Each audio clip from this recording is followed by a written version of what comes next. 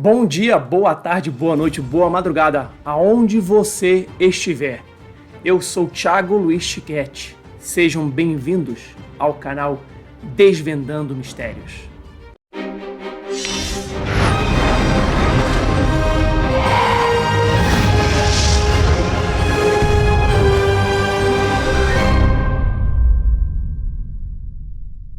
Olá pessoal, tudo bem com vocês?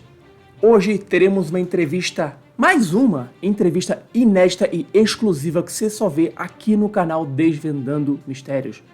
Nosso convidado é Paul Stonehill, um russo radicado nos Estados Unidos, que, para vocês terem uma ideia, foi ele, juntamente com Philip Mantle, que lá no início dos anos 90, após a queda do Muro de Berlim e o fim da União Soviética, trouxe as primeiras e melhores informações ufológicas por detrás da cortina de ferro. Ele também vai falar pra gente de uma base soviética onde um MiG teria derrubado e sido derrubado por um objeto voador não identificado. Vai trazer muitas informações sobre a ufologia soviética e sobre tudo o que ocorre dentro do governo soviético com relação a esse fenômeno. Então vem comigo nessa entrevista inédita e exclusiva que você só encontra aqui no canal Desvendando Mistérios. Well, thank you, Paul, to be here in my YouTube channel. I'm pretty sure that Brazilian audience is going to love it because there are several mysteries in Russia and the former Soviet Union. And in my conception, you are the best person to talk about it.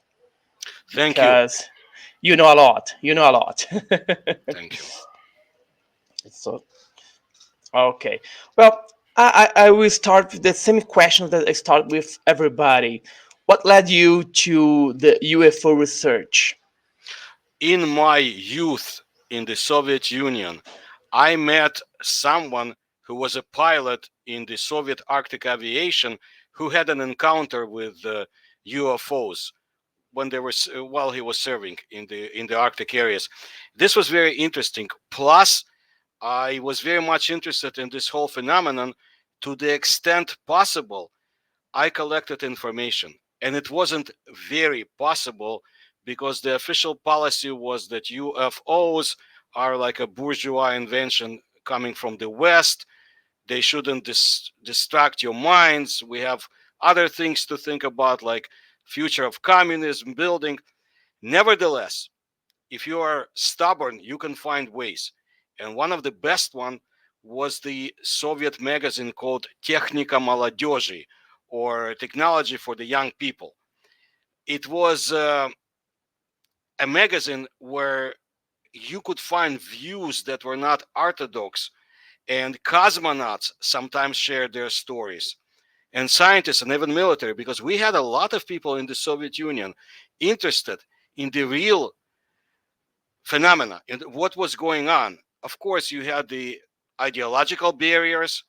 You had the military who did not want people to look up in the sky because they would have seen Soviet secret military tests, just like in other, power nations. That's not particular to the Soviet Union.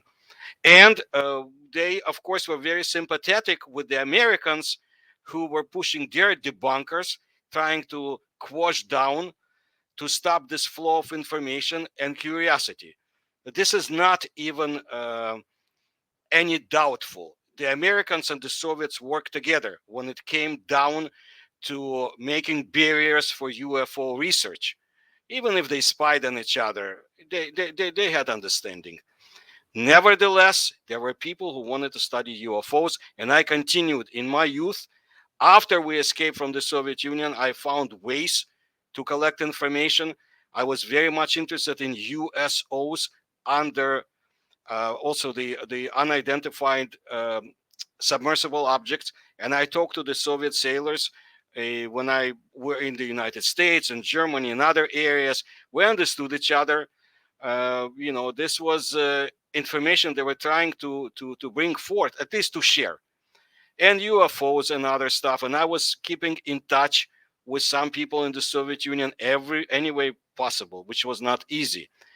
And then came Gorbachev, and he brought freedom to my country. He brought his wonderful reforms. and the promise of the future democracy.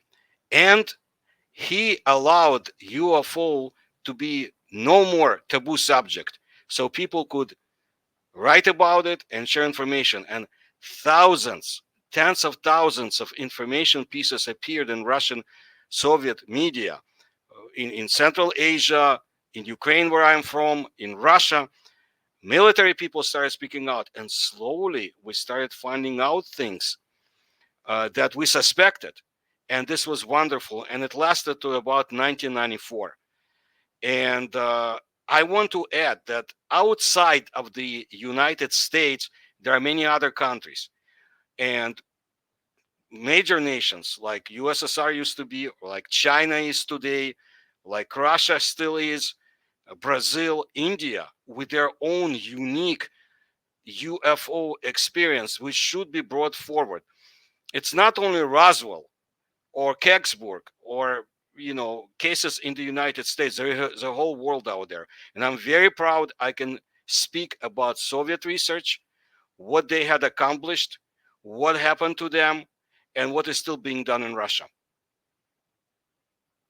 That's amazing, and I can't agree more with you. Well, you are the author of several books, including Soviet UFO Archive, Russian UFO Archives, Russian UFO Secrets, and Russian Roswell Incident. Many of these reports that you put in your books came about during the fall of the Iron Curtain, right? How do you get access to these files when the Iron Curtain uh, fall? Mhm. Many information came up from the former Soviet Union countries, and but we never know what is true or was false. How Yes. do you get this information? Do you have access to this information?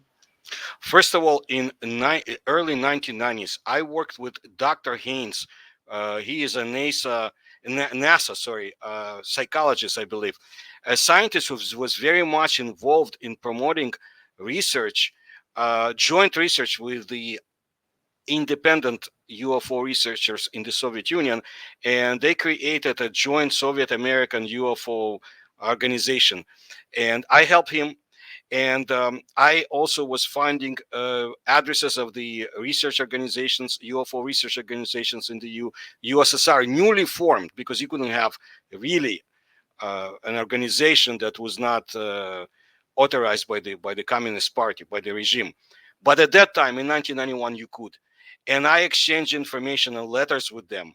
I sent them materials as much as I could, because in 1980s, I was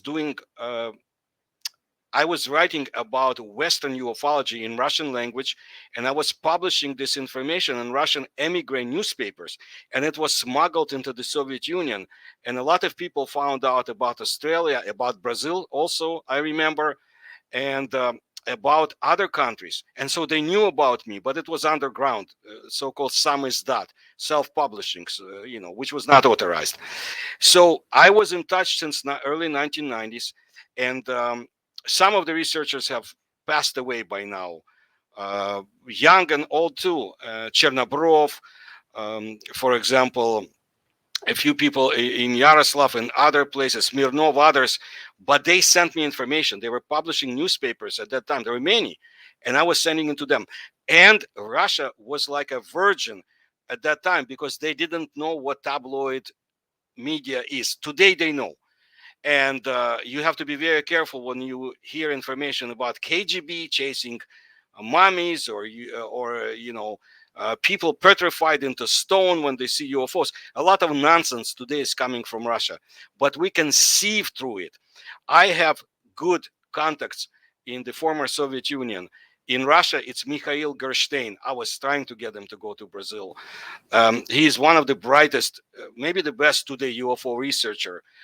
There are a few others in Ukraine, some in Latvia, and also the people from the Cosmopoisk, Chernobrov, a young man, young scientist, very brilliant person. He was organizing. He was the soul of the research and field research. So we've been together for many years at that time, and I found ways for him to speak out in the West.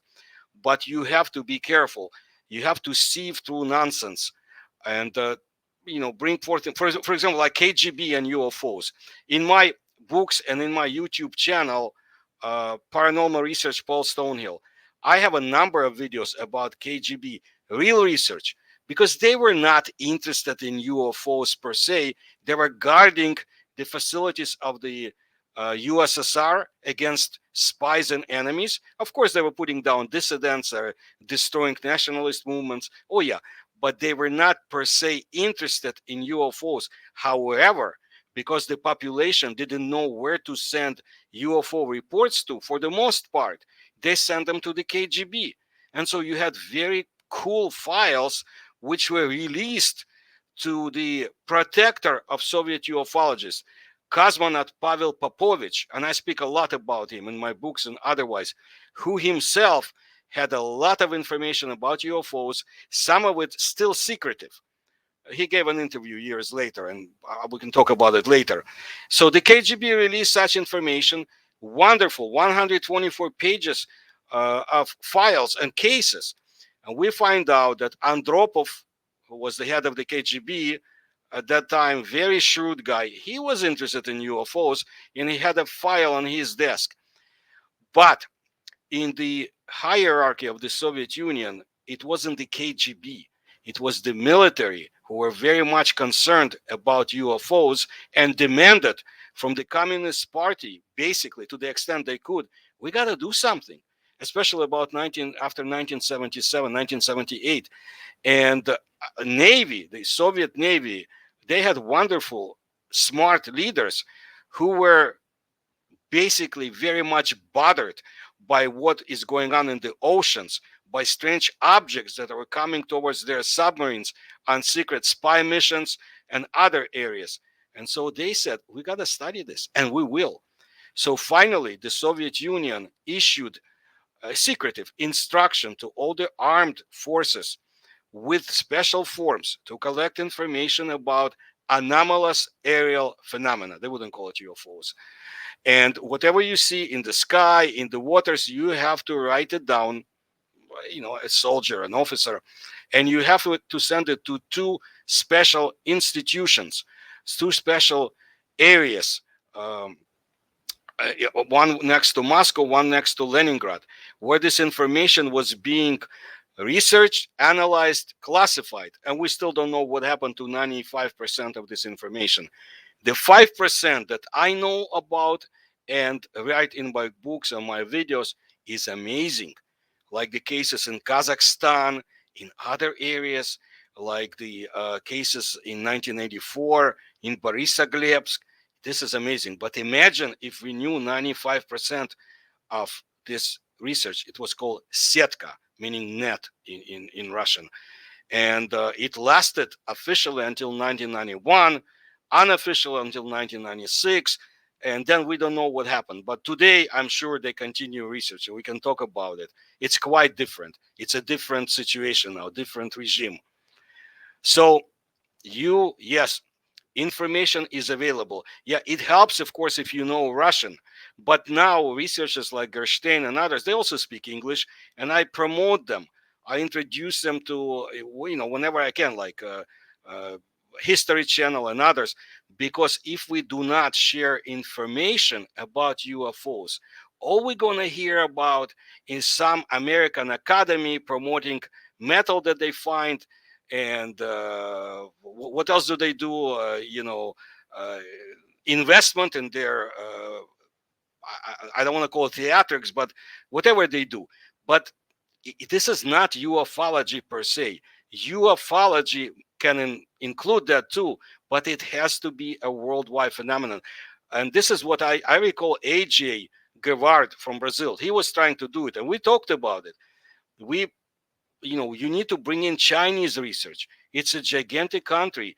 Yes, it's closed off, but they have tremendous research. They have a lot of money invested in it, and scientists, they're doing things their way. And I'm amazed at, most of the cases still unknown from the Soviet Union in the United States and all over in other parts of the world. This is not should be like that. And like I said, India India has tremendous history, which goes back, 5,000 or more years. And I know that there were people in the Soviet Union, very interesting people, such as Ivan Yefremov, who was our famous scientist, science fiction writer, and much more.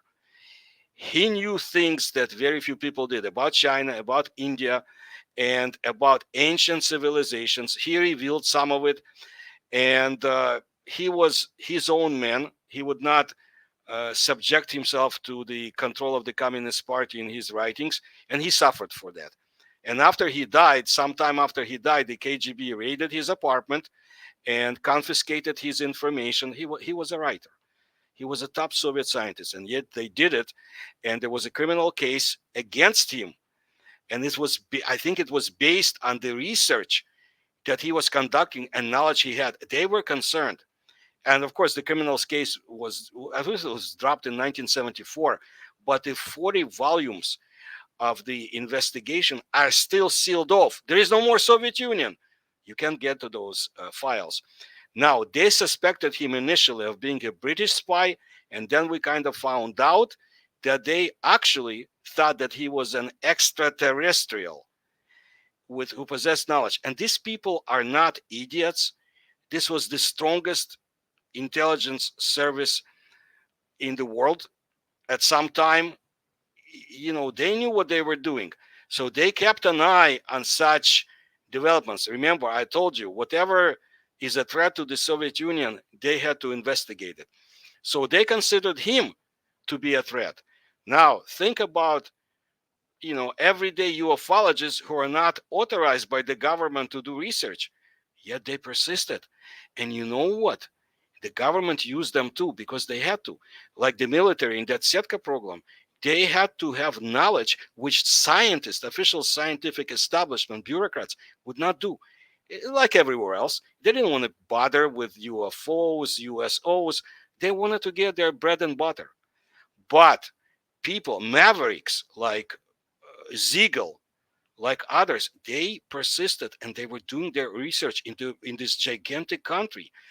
And it wasn't one just block of totalitarian state. No, in some parts of the Soviet Union, you could do more than in others. For example, in the Baltics, in Latvia, Lithuania, they were publishing more about UFOs, and scientists, astronomers, and others.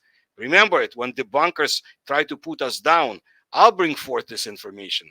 Scientists were involved in UFO research, not even so much underground as officially. And they sent information. You see, the Soviets, they were not stupid, the government. They knew they had to collect information from the population too. And they couldn't rely on KGB. There wasn't enough of them. So they created a semi-autonomous, I should say, Center for UFO Research. And I mentioned it in my books in 1984. And Pavel Popovich, that cosmonaut, was also part of it. So this was a place where population could send their reports to about UFOs. And we also don't have most of those materials, but some we do. And this is tremendous.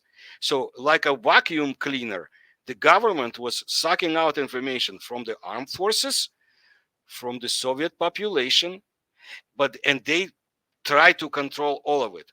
Still, there were underground groups and lectures of people who were not afraid, and they paid.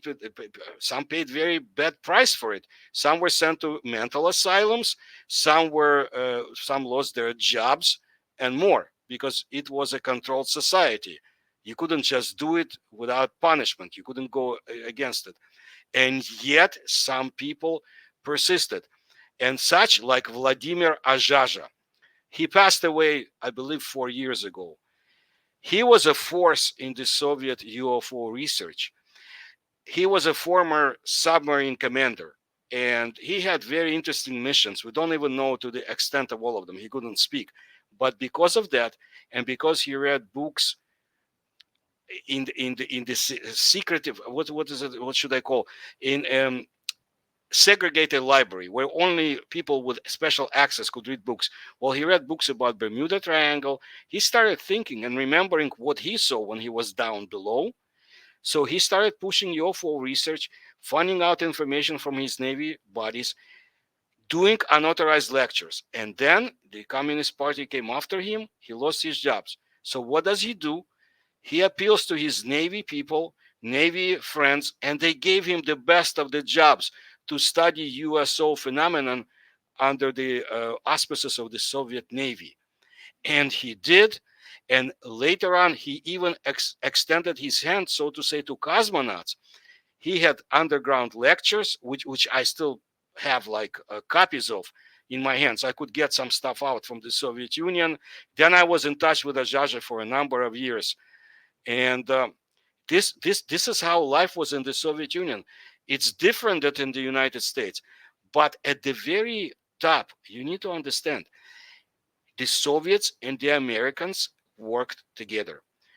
An example, Donald Manzel was a famous debunker of against ufology in the United States. Well, the Soviets published his book back in 1960s, and it was a big addition because they were pushing his ideas. On one hand, they were trying to say, well, it's all bourgeois invention, don't bother. On the other hand, they were trying to make sure the population, whenever they hear about UFOs, understands that, look, even the Americans debunk it. And I gotta tell you, when I came to the United States, when I arrived in the United States, and later when the perestroika happened in the Soviet Union, I started promoting Soviet ufology here, trying to make bridges. It was still the Soviet Union at that time even. And right after the Soviet Union disintegrated, I still try to bring information from former Soviet ufologists, Ukraine, Kazakhstan, Central Asia, of course, Baltics. And I remember in 1993, I was able to get exposure, an article published about me in a magazine called OVNI. It was very popular in the United States. It had to do with science, bold ideas. And right after it was published about me, a storm came about. One famous debunker and other people, they were saying, we don't want information from the Soviet Union to come out. It's all inaccurate. And they were so feverish. And I was thinking, what the hell? I escaped from the Soviet Union where people could not let you talk.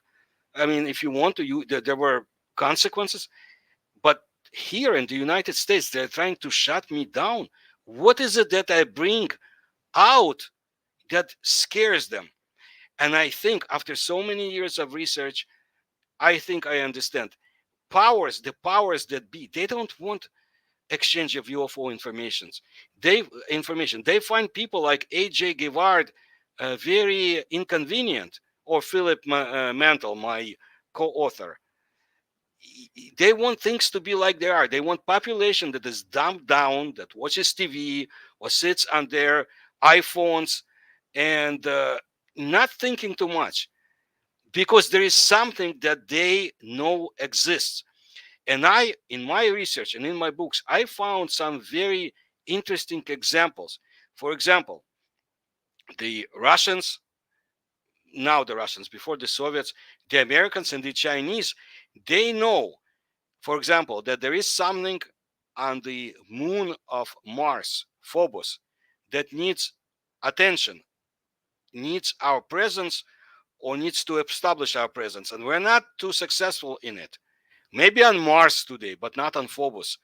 And the expeditions that were sent there, like in the late 1980s Soviet expedition Phobos, this was not just a Soviet undertaking. For the most part, it was a Western supplied mission, with money coming from the Western governments, now to Gorbachev's Soviet Union, technology from East Europe and from other countries, Western countries, and they were very much interested together. Well, as you know, the probes perished. One was lost on the way to Mars.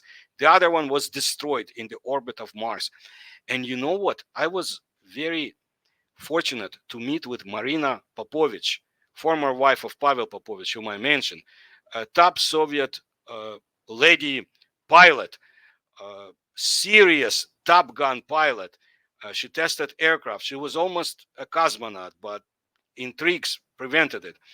She knew about ufology and she promoted it. Few people did what she did in this world, and she was outspoken. So I met her in Los Angeles in 1991. She gave me the photograph of the object that destroyed the Soviet Phobos 2 probe next to the moonlet of Mars Phobos. And she told a lot of other information, and I'm very grateful to her. We stayed in touch. She also passed away, I think, about 5 years ago. And that's how you get information. And here's something interesting. Former Soviet admirals, generals, they speak out. Now they're in their 80s, some go into 90s, and before they die, they speak out. That's how I brought information from Lev Matushkin, who was the best, one of the best Soviet Arctic commanders. He had secret missions under two oceans, so to say. They knew a lot. And he spoke before he died about objects he saw. Also, I try to do research every day as I can. And I found interesting information. For example, a secret Soviet expedition in the 1960s, submarine expeditions around the world, and they encountered something by the Easter Island. So I think what's going on is at the very top, this information is being exchanged between US and now the government of Russia. I am not so sure about China. And Brazil and England and France and Germany should be involved too, but I am not sure. But definitely USSR, USA. There have been too many incidents which are so, doubtful, so dubious between the two nations. I don't even know if the whole pretense of the Cold War was what we think it is. I mean, in my youth, I preferred to smuggle books into the Soviet Union, to stay in touch with people who wanted to bring democracy to my nation. I should have maybe studied more at that time, but that's what I did, because I believed that, this is what's going to happen once we change the regime in the Soviet Union, and the Americans are very much interested in all of it, and others in the West. I don't think so anymore. I don't even know if all this Cold War was something that was done for the purpose of fighting each other, or was it just like a big war game that was taking place where weapons are being tested and demonstrated to someone who is also present in our planet and is trying to do things their way, at least to study us, or maybe to prevent us from doing destruction to our planet. And in my books, in my research, I've presented many examples of that. Chernobyl in Russia, some other areas that have been contaminated by idiotic technological experiments that were not well thought through. And as a result, we have this damage. It happened in other places, 3 Miles Island in the United States. Let's say it was an accident, or Fukushima, but there is so much we can do to the planet until it strikes back. And under it, I don't believe in inanimate objects, but I think somebody here is definitely watching us. And that's one of the examples you can find in my research and books is the 1982 case in the Lake Baikal. This is a very mysterious lake in my former nation, motherland. It's in Siberia, and it's a great place. It's a unique lake, and it's being destroyed also by chemicals and so forth. And the Soviets found gigantic humanoid beings there in 1982. They tried to capture them. They lost their frogman. But I found more confirmation of this story in the years of my research, of people who had seen it and other tales of such beings. Yes, we would talk about it. We will. I'm still here. The question. Much is said in Brazil about the contacts with USOs and aliens on the bottom of the sea in the Russian lakes. There is an event, a report that found divers found UFOs and aliens underwater in the lake Baku. Is it true? What Baku? What's you discover about it? Is it true? Is true? This, Yeah, this is what I was talking about. It's Lake Baikal in Siberia, Great Lake. I know a lot about those areas because my father served in the Soviet armed forces in 1950s, and he told me a lot about it. And I've been doing my research, and I gotta tell you that some of the most interesting cases in the world come from Siberia, from Yakutia, from Kamchatka, Chukotka, and people can find. How can I say it? I told you about my channel. I don't want to keep saying that, but this I do continuous research, and those who want to know more, they can find out, because about Lake Baikal, I do continuous because it did not stop there. And after my research, I completely believe that President Putin and others went down to the bottom of the lake in 2009 to study. Why do I say my research? The official story appeared many years ago in New York in a Russian newspaper, and Mark Steinberg, who was the Soviet officer at that time who served in Central Asia, he brought up this story. And I did my research ever since. I was in touch with him, and I, through my channels in the former Soviet Union, I found confirmation, and I keep finding more stuff to the extent possible, because they still don't want too much to be released. Here's what happened. 1982, Lake Baikal, they observed gigantic 3-meter tall human beings operating at the bottom of the lake without aqualungs, without breathing equipment. And the Soviets tried to capture them. They sent in frogmen, and these frogmen were thrown out. Can you imagine? I mean, those who are divers will understand what it is to be thrown out from the lake. I mean, from the, not the bottom, but near it. What force is necessary? And of course, they died due to the Casson disease, because you need to go through stages to acclimatize yourself, you know, after you do diving. But there was no chambers available. There was only like one for them for decompression. So they died, and they were not able to capture those divers, very unusual beings. But Steinberg found out about it because he was serving in Central Asia. Very interesting place, Lake Issyk-Kul. Remember the name. You will find it in my works. There is a lot of things happening. And the Soviets knew at that time that probably the divers, those, not the divers, but the swimmers, I call them swimmers, those extraterrestrial or whoever they are, beings, were down there, also in Central Asia. And they sent a delegation to the local commander and say, you don't touch them. Do not get involved. Let them do what they need to do. Listen, after I did this research for years, and I found connections to ancient India, and I was in touch with the Indian scientist who explored the past of India, you know, Vimanas, all that. We found connection to the strange tales of Mahabharata and about beings that lived underwater, special races, and so forth. And I found out more that such beings were also observed in Russia, in northern Russia, in the White Sea area. This is in the Arctic in 1930s, and some other areas of Russia. Yes, somebody is operating down below.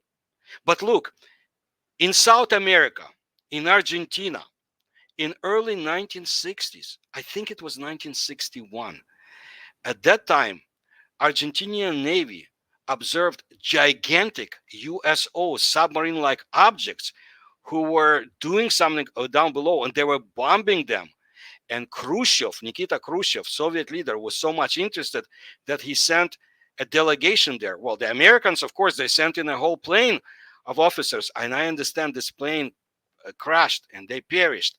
So you have USOs all over. I try not to get into cases that don't pertain to Soviet or Russian Navy or people who observe it on civilian ships. But when I read it, it's amazing what people can see. I know yesterday I put a video about lost expeditions at sea, at lakes, and so forth. It's similar to what I told you, but I found information about a German case, which I included, from the Russian sources in the Atlantic Ocean and South Atlantic. And then, we're coming close to Antarctica when we speak about it. And if you want to, I can speak about Antarctica too and what the Soviets knew about it. Oh, that's amazing. That's amazing. I have some of your books, and what I have written there, Yes. it's amazing. Well, Thank you. and it was when the UFO files, the KGB UFO file I think was one of my first books that I bought on Amazon.com. It was in 1998, 1999. I don't remember. Soviet UFO files. Yeah, Yes, I remember. Yeah. it's an amazing book. And there in the book, there's one of the most spectacular records I ever seen coming from the former Soviet Union. Is a footage of a UFO landing in Ostankino, Moscow in 1995. And there's a people pointed to the UFO landed. Is it true? This film is true? This case is true? I want more confirmation. Most likely it's true, but still I would like to have more confirmation about cases that are so sensational, especially in 1995. I have to tell you again, when information comes from the Soviet Union and photographs and so forth, most of it is true, because you are dealing with people who did not know about tabloids and so forth. So either it was smuggled, sold, or obtained in other ways from the Soviet Union. The government did not release anything, and I don't think they were making fake photos. They were doing other things. But after beginning of 1990s, after 1993, so you have to question a lot of the information you get in your hands. And still, some is incredible, because now, especially today, you have citizen UFO reporters who have their own cameras. And in my lectures, and even when I was in Brazil, I think, I showed photographs that were made in 2008, 2009, incredible. Let's say 90% are still military tests. Although Russia did not have that much money at the time to do military testing and so forth. Maybe you could explain it by other means, but 5%, even according to the Soviet Academy of Sciences, are inexplicable. So 5% is something we don't understand. It's either some kind of force of nature, like plasma, that we have not discovered completely, or definitely something is going on our planet. And I think definitely things are happening that we don't have a control of, and our governments are trying to exclude unauthorized research, and at the same time they're trying to understand what's going on. But deep inside, I don't believe that they will declassify, release all this information just because of good feelings and kumbaya and all that. No, they're all very cynical. They want to control events.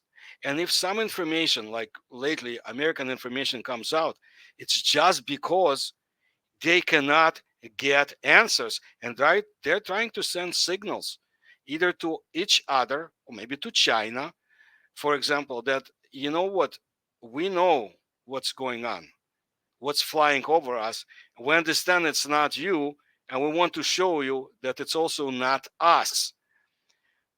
This is what's going on. It's very complicated. I don't believe that disclosure will be done without definite push from the people, but nobody is pushing. Yeah, there's one guy, Steve Bassett in Washington, who is doing a lot, a few others, but you don't see mass movement of people demanding answers. Why? You have a pandemic now all of a sudden to worry about. You have unstable natural phenomena in the world in 2021, earthquakes, asteroids, everything else. So people are not, and I think it's very convenient for our governments. So when people come along and speak about it and try to show patterns that, look, this case in Brazil is similar to the case in Kazakhstan or Turkmenistan, And people try to say it's not only the United States. Don't only think about Area 51. Russia has had many interesting areas too. China quietly has their own areas and cases. You gotta, but it's hard for an average human being to think about, because an average human being has to think about providing for food, for others. Plus, there are religious canons that prevent people about thinking of this. But it still is going to have to happen, because we're not alone on this planet. Yeah, I can't agree more. I don't think they have the popular push to bring it on, and I don't think that we're going to have a full disclosure. I don't think so, because a No. full disclosure would be the past as well, the past, the present, and the future. I don't think they're going to mess in the past. I don't think so. Well, another impressive case is the Petrozavodsk phenomenon. Was this case also real, and was there an official explanation for this case? Remember what I told you about the Soviet top UFO research program, Setka? It happened because of this case. So what you had is the Soviet satellite being launched, but before it, during it, and after it, there were numerous UFOs sighted in not Eastern Europe, but Northern Europe, especially Finland, Russia, as part of the Soviet Union areas, and Petrozavodsk experienced very unusual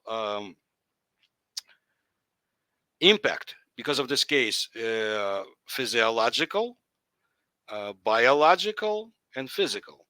People felt doom and gloom before the satellite was launched. People felt it during and after, especially during, and also when the so-called jellyfish appeared in the sky over Petrozavodsk, windows were being all of a sudden impacted. There are holes in the windows and others. Very interesting for just a satellite, and military satellites don't do it to the ground of their own country. They're there to fight their enemies in the sky or to spy on them. But the Soviets got scared to the point that they wanted to find out what is flying over our motherland. And the military said, "Alleluia," because it's time to do something.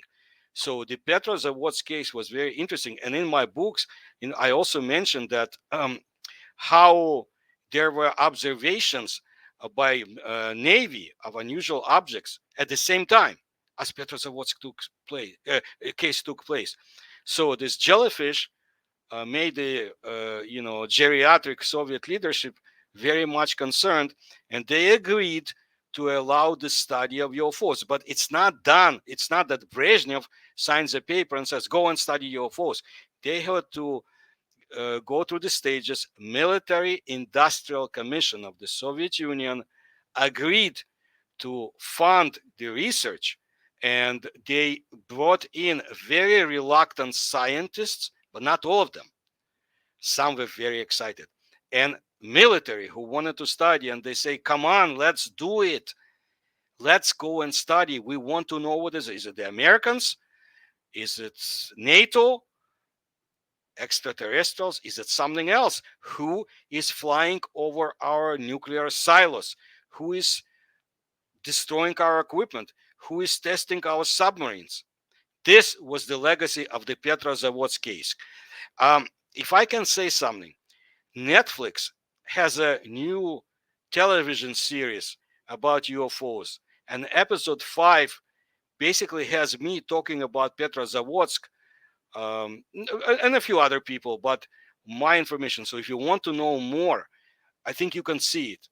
I don't want to advertise Netflix. I don't care about them, or other channels. Let them do it. But if you want to know more about Petrozavodsk in detail, you can see it there, episode 5. I think that we can see here in Brazil. Well, let's talk about space. UFOs in space. Well, a space race was stirred up a dispute between United States and Soviets. and all the US missions in space were followed by UFOs. Did the same happen with the Russian cosmonaut missions? What are the most impressive records? We talk about Phobos. It's not a cosmonauts Yeah, mission, yeah, but yeah. it's something. It's amazing, and until now, it's a mystery. And what are the secrets of the Russian space program?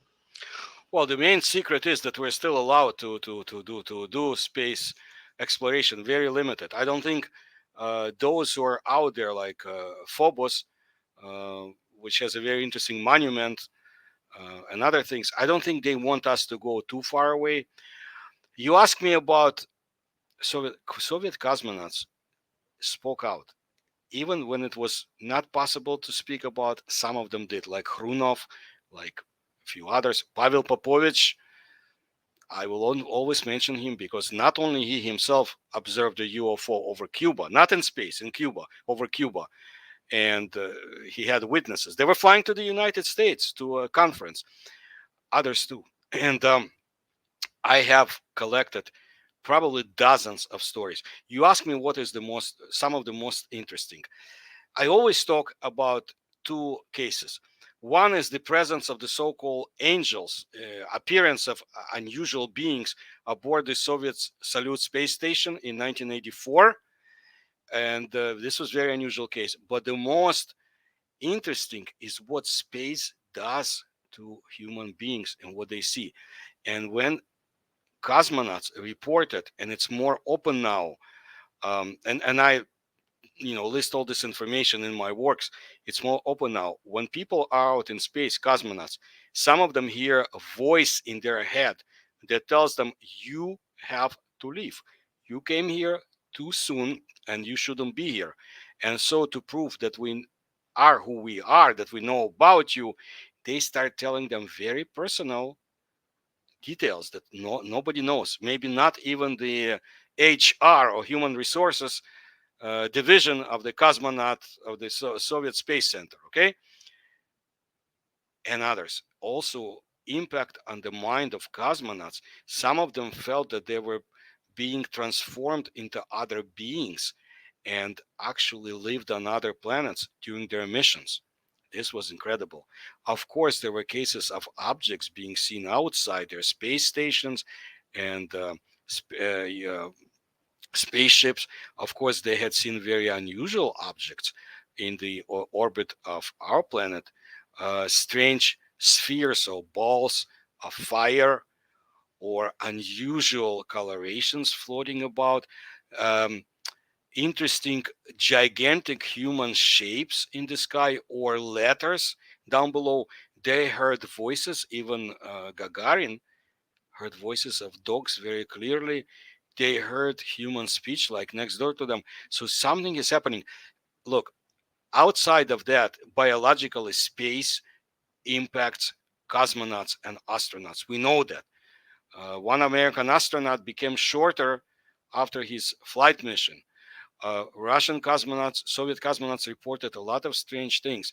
And some of them were just afraid to speak about it, not to lose their jobs. You have to understand there's only so much you can reveal.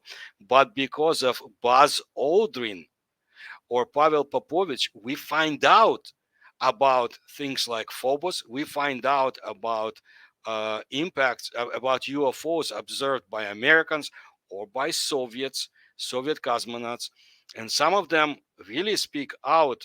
One of them who died also about 4 years ago was Igor Volk, who actually, had one or two space missions. He observed UFOs, and also on Earth they see them. This is very unusual.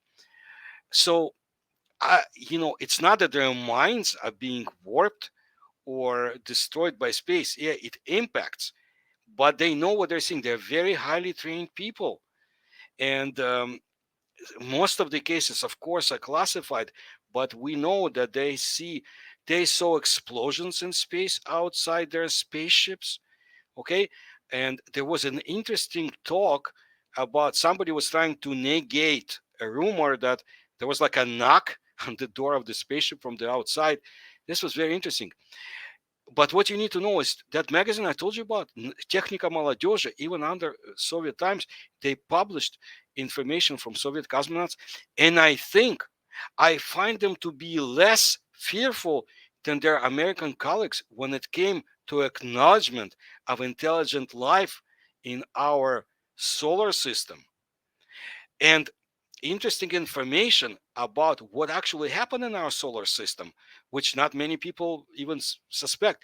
Pavel Popovich revealed interesting knowledge, which other cosmonauts talk about later too, to an extent, about this planet that existed in the solar system that was populated by a highly intelligent race of people, of humanoids, but it exploded, maybe from nuclear explosions, maybe there was a war, Phaeton, Muna, Phaeton, there were different names, and it exploded to pieces, probably billions of years ago, and it laid the seeds to human life on our planet. But he was very detailed in his descriptions. So here is a cosmonaut who talked about underwater bases on Earth, even one in South America he mentioned. So here's an example. There were cases when cosmonauts claimed that in UFO, the messages coming from UFOs saved their lives because they were able to correct a mission that has gone wrong. And you speak about 1995. I have a very interesting case I'm working on when cosmonauts, there was insubordination when they refused to leave their spaceship to go outside to finish some work. You mentioned 1995, that photograph. It was a very interesting year. This never happened before. What if something else was there? We just don't know enough. Why would they refuse? Pavel Popovich, he was involved in the Soviet military space missions because 99% of the space program in the USSR was military. He was called aggressor. This was nicknamed by the Americans because of his involvement in the Almaz military satellites. They were trying or threatening to take over Skylab. I think it was all a game. They were all playing each other off, maybe to get more funds from their governments. But this is a very reputable person, who spoke about space. And not only cosmonauts, people in the Soviet space program, such as Valery Burdakov, and I spoke about him when I was in Brazil. Back then, he was still alive. He passed away in 2013. Here is a scientist who was at the very top level. He worked for Korolev. From his young years, he was not afraid to speak about UFOs, but he had to control where he speaks about it. He was very much interested in extraterrestrials and so forth, but he was the one that also worked on missiles and rocket ships and so forth. And he had very much, privy information within the circles, the highest circles. And he was against the Phobos mission. Because he knew something was going to happen. And when it happened, when he found out, he started screaming, why did we send people to this moon of Mars when we know something can happen? So they know things we don't understand. Even in the Soviet Union, I remember as a teenager, I remember reading ideas of Shklovsky. He was Carl Sagan's friend at the time, who said that Deimos and Phobos, moonlets of Mars, are of artificial origin. And we knew, we had enough information in the Soviet Union, I guess, to speak about it. And he was forced to change his mind later in his life. I don't know how they did it. But through my research, I found out that we knew, humanity, when I say we, about Phobos and Deimos before the American astronomer discovered it officially, those satellites in 1876. You see, in Armenia, there's a map in one of their archives. And I don't think they will let it, they will be allowed to release it by the Russians or by the Americans. But we know there is a map that shows Mars and one satellite, Deimos. And this map came to Armenia all the way from Alexandria, because when the Alexandria library was destroyed, not everything was destroyed. Some things were smuggled out. And it made its way to Armenia. So you start finding out things like that. And as I do more research, I am more convinced that in my country, scientists and researchers, even it was more difficult, they knew a lot about paleo contact, or what they call ancient aliens. People like Garbovsky, uh, people like Zaitsev, others, they studied it and tried to speak about, and even published uh, books, not very widely published, but we could get some ideas about what was going on in ancient India, in China, because in the United States, who knows about ancient China? So I was putting much information about ancient China and paleo contact as I can, because it's very interesting and it shouldn't be forgotten. And you can start seeing patterns, interesting patterns. And we know there was exchange of information in ancient times between advanced civilizations. Very interesting, especially around the age of 2600 BC, before Common Era. In ancient China, you had the age of the Yellow Emperor, who was basically an extraterrestrial. In India, in Crete, ancient Crete had a lot of secrets and some of this information is gone, but I think some of it is not. And people like Ivan Yefremov in my country of birth, that Soviet scientist who was considered to be an extraterrestrial by the KGB, he possessed this. And what's interesting to me, he was able to travel to China and exchange information with people, scientists at the Purple Observatory in China. This is their best observatory, astronomers. They knew something and they exchanged. We just don't know what. So you start going from one to another and you see patterns. But if you only limit yourself to Roswell, you won't see it. You got to see more. Or Brazil. Talk about Brazil. I knew that I knew somebody in the Soviet Union. We exchanged letters. I think he may still be alive too. He was in Brazil in, I think, 1970s on a mission. Yeah, trade mission. But I think it was more. I think he was working for the government, for special agencies, because he was very much interested in what Nazi Germans, some of them who stayed in Brazil, were doing. But more, I think he was interested in connections to maybe the Antarctic area, because it's not that far away if you think about it, and submarines that came to Brazil. So we exchanged a lot of information. He had very interesting ideas and knowledge, which was amazing to me. And as time went by, his knowledge was proved to be so. So in Russia, government was interested in Brazil. They worked more with Argentina when it came to the Antarctic, and I can talk about it more in the late 1940s. But of course, they had their spies in Brazil, very active ones. And we had interesting information published in Russia. And I made a video about it too, about the crystal skull that was found in Brazil. I think it was 1943, and how Nazis were trying to steal it, but they were prevented. So it's interesting. You start getting into this stuff and you see that even your country is very much, and I don't want to say even, but your country is very much of interest to powers that be it the United States or former Soviet Union, and maybe now China.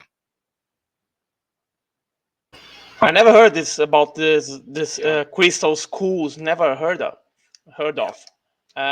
Well, the United States has the Roswell crash, the case, Roswell case. Brazil has his own Roswell, we call Virginia, and Russia has the Daunergoski. What you can tell us about this case? It was a real UFO crash in Daunergoski.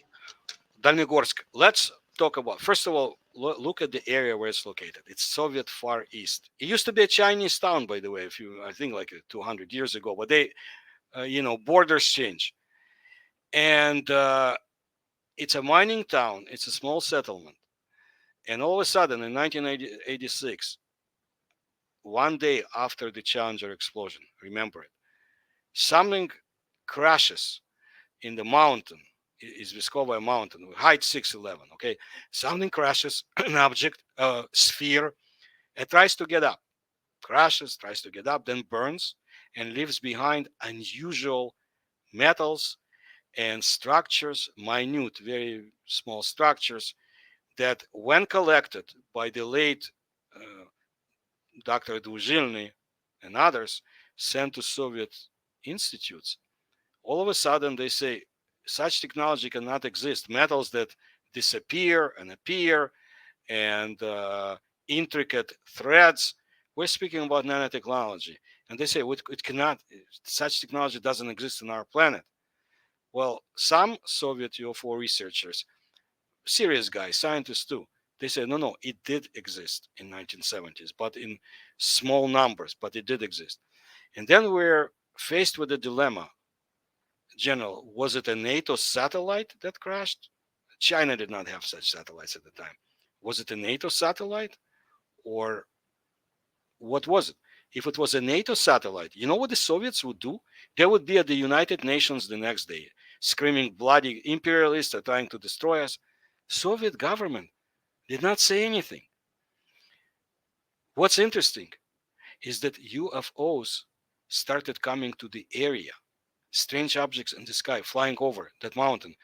1 year later, I think more than 1 year, in 1987, a whole, what should I say, group of UFOs flew over the Soviet Far East, and some of them went to Dalnegorsk.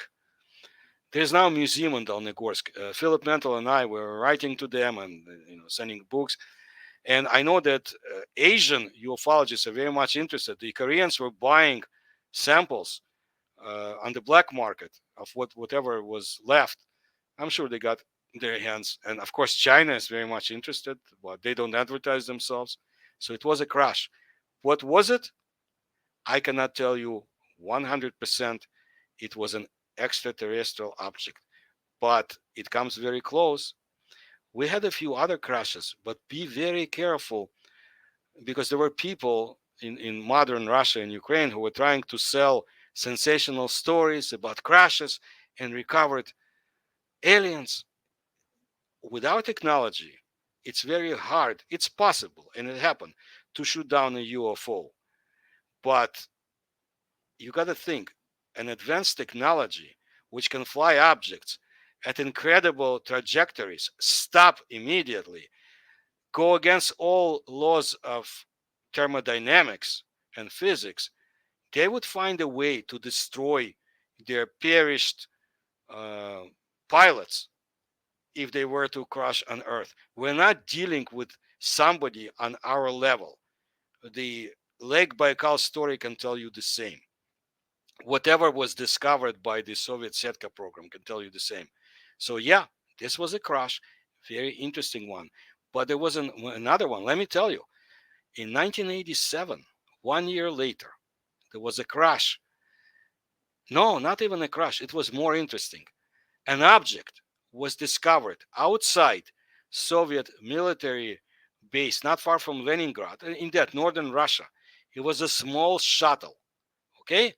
Shuttle-like object, incredible technology. And it was taken to the hangar that belonged to the Setka program, that military research program, and it was studied. They were able to get in, although they had no visible way to do it, but they found a way. And what they found inside was made for very small size people. You can say dwarfs, you can say a little bit taller, not our height. And they couldn't understand the steering or the device or the mechanisms that guide this. Actually, they broke a piece, which was horrible. They actually broke a small piece. And those who broke it, then they had radiation in their hands. Well, this object remained for some time inside the hangar, and Soviet military researchers came and studied it. One of the most interesting cases. And at the end, two things happened to this object. Either it exploded and disappeared inside the hangar, or it was taken away somewhere else. I think from the information I have, it vanished. It disappeared so to say, dissipated in the air. You can call it this explosion too. This was a verified case. There you go. We had other cases of interest, but the most, of course, interesting case is the 1908 Tunguska, when something was destroyed or imploded or something else happened or taken down over Siberia. And really, you don't have anything that was left behind in terms of recoverable samples.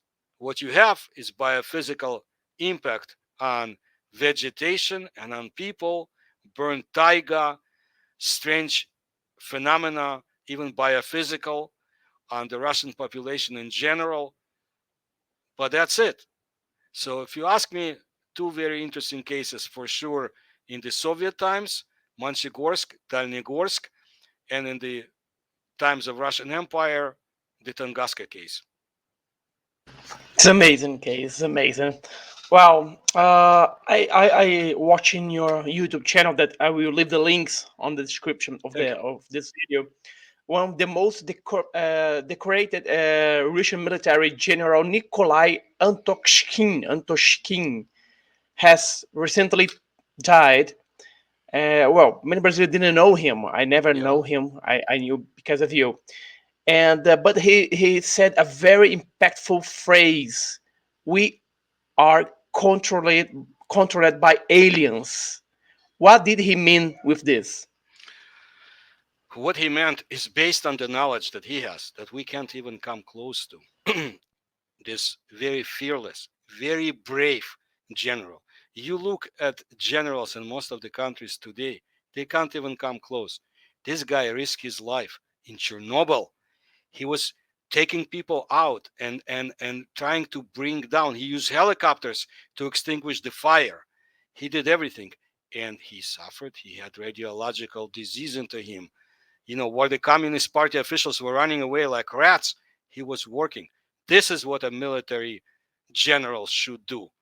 And I don't see any examples like him in the United States, you know, Russia, maybe somewhere will exist. Anyway, he knew a lot. He was not afraid. He was good to his soldiers. He was a maverick. And he said, UFOs exist, ladies and gentlemen, and we are controlled by them. He didn't say ladies and gentlemen, but, you know, we are controlled. He had knowledge, which I allured to when I spoke about Pavel Popovich and others, knowledge which we do not have. That's very important because some of them speak out. And like I said, before they die, and he died from COVID in January of this year, tremendous knowledge. Him, Matushkin, others,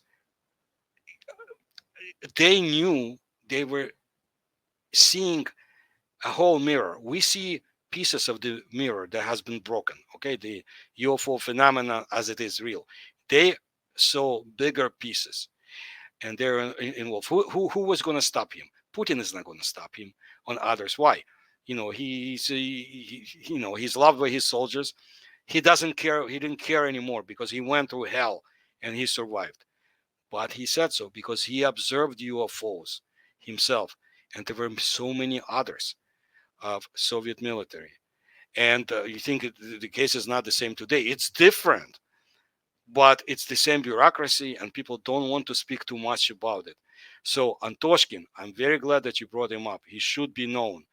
Matushkin, other people, Lev Vyatkin in my books who encountered UFOs, many others spoke out. And I hope that my work helps preserve what they say, because there are very few people who collect all this information together and bring it forth. But we should. That's great. My friend, just to finish, one of the most intriguing case in Russia. There are reported a MiG airplane would have shut down, and it was also shut down the same UFO over the Kapustin Yar base. Is this case true? And there's another example of the MiGs or Russian airplanes trying to shoot the UFO down. and have some combat in the air?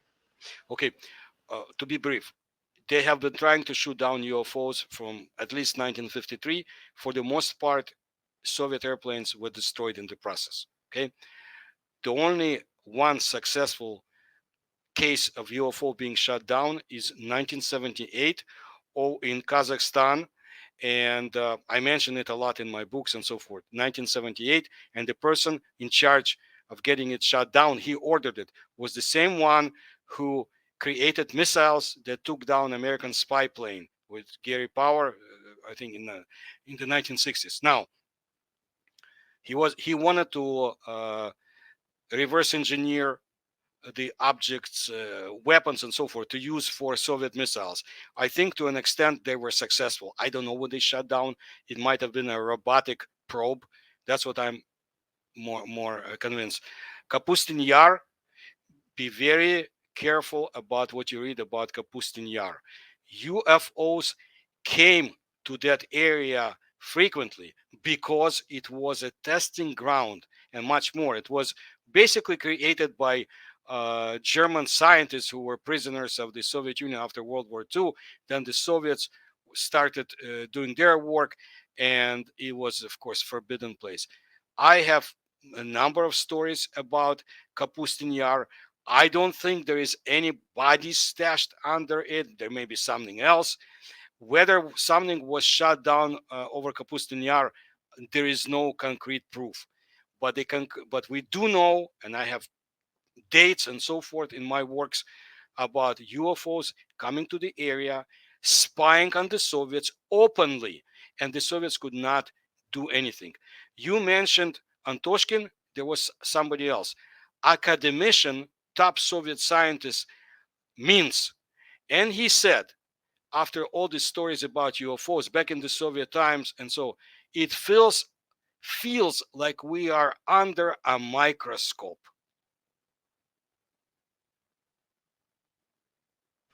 Whoa. It's amazing. It's amazing. Well, my friend, I would like to thank you very much for this interview. I think that we probably would take it the whole day talking about all the cases in Russia and China.